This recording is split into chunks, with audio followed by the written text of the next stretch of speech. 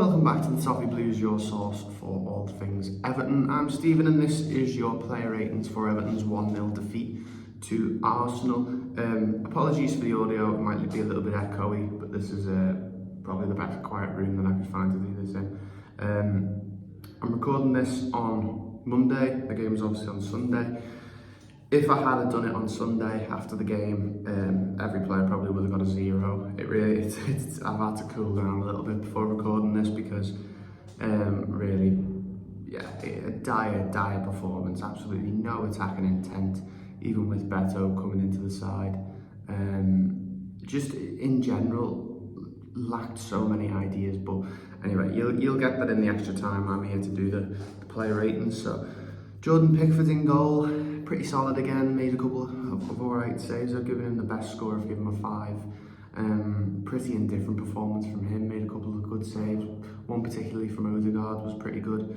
But in general, I mean, the only reason he's not got anything lower is because it was a 1-0 instead of 3 or 4, which it could have been. Ashley Young starting at right back yesterday, obviously not his first position. A versatile player, but he really did struggle, I think, yesterday, especially in the second half.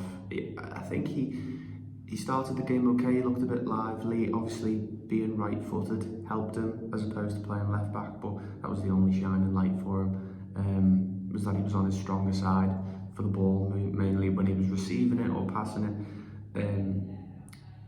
In general, I'm going to give him a 2. I think it really just showed how bad we've been in that position and how much we miss Seamus Coleman, which is absolutely unbelievable. I was still relying on him after all these years to bail us out at right back. Jared Branthwaite, one of the better performers on the day, I thought. I'm going to give him a 4.5. I'm going to go in the middle. I think he was probably the best outfield player on the pitch for us. Made a couple of good headers away, was quite commanded in defence, but in general, the entire defence for that Arsenal goal was so poor that I've had to mark everybody down for it purely on that. But I mean, I'm not disappointed with Branthwaite's performance, but obviously I'd like to see him coming forward a little bit more with the ball, maybe working on his ball play a bit. But a solid defender who I think will have to stay in the team now for the rest of the season.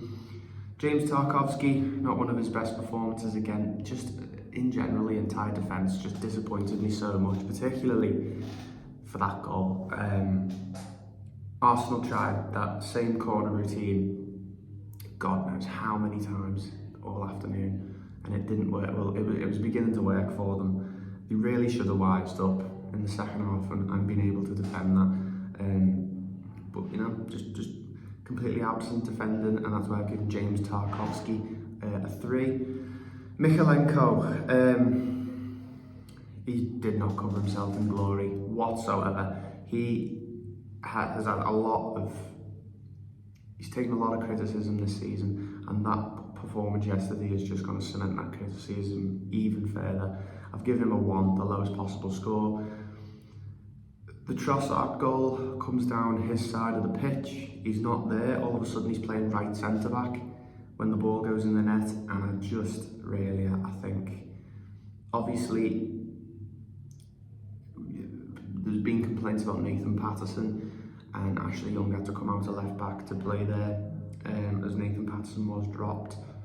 But again, fullbacks are just, over the years as an Everton fan, we've been graced with fantastic fullbacks, and we're paying the price for it now, I think, because really we are struggling in that position. Onana, I've given him a 2, and purely because of how absent he was for Martinelli's disallowed goal. Got off with one there with Saka being just offside.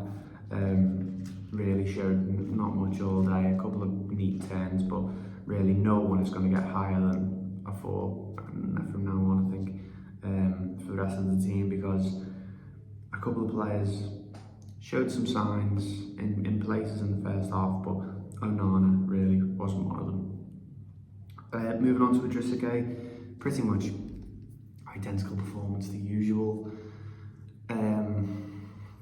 Gets a nosebleed if he goes over the halfway line. His defensive skill has gone down a lot. He used to be, you know, pretty good at cutting out chances, and that's just not really the case anymore. Which is why I've given him a 2 as well. Dan Juma I've given a 4. Showed some signs in the first half. I think he might have struggled on the left a little bit, or on the right, sorry, where he started. Had that shot in the first half. Maybe could have put that away, but you know, again, these ratings for me are pretty much just. It's very hard to give players an accurate rating when it was that bad. You can't give everyone a 0, which, as I said after the game last night, I probably would have. Decore, I've gone for the same, a 4. Showed a couple of signs, was okay in the game in places, but again, he's playing against a world-class Arsenal midfield, and he did struggle a lot. Sort of left Beto a bit isolated, I thought. Struggled to get the ball, you know, from that number 6 position forward towards Beto. And that he can't be blamed entirely for that. As I said, Onana and Gay had a terrible match as well, but got to give him a 4. Dwight McNeil I've given a 2. I just thought he was completely absent in the game. You would not have guessed he was playing whatsoever. Started the game at left midfield. We've seen him so good on that left foot, being able to come down the wing and cross it in. And with a big guy like Beto in the box, I was expecting a lot from him. He didn't deliver whatsoever, really. You know, his defensive duties, he did okay, covering for Mikalenko, I think, in parts. But really, I wanted to see more from Dwight McNeil. I think he's one of our better players, and we expect better from him. And then Beto, the new man who started up front, completely absent again. I can't remember him having one touch of the ball. He was there, he was an imposing force, but really, he was never going to score. I've given him a 2 as well. And then for the substitutes, Nathan Patterson, I've given a 3, purely for that run that he had when he set up Calvert-Lewin for a shot. Thought he was a little bit better than he has been performing, but again, that's not saying much. Calvert-Lewin I've given a 3. Again, he came on and didn't impose himself in the game whatsoever. Had a couple of chances, a couple of turns, but again, you know, when you've got taken 1 point from a possible 15, that's just not good enough. We just need to see more of an imposing force on the game, and we're not getting it from anyone. James Garner, I've given a 2.5. Again, just a pretty forgettable cameo from him. And again, this is what I mean about it being so hard to give people an accurate rating, because the whole team plays so bad, it bleeds through the entire team, even the substitutes who come on. Yusuf Chimiti came on, giving him a 2. Again, same as Garner, a pretty forgettable cameo for Yusuf Chimiti.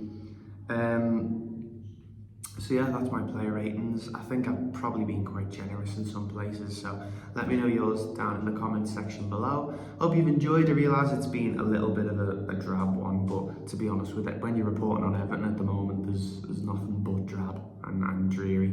But yeah, hopefully we can pick up in the next couple of games. Thank you for watching. Hope you have a great week. Make sure you like and subscribe to the Toffee Blues, and I'll see you in the next one.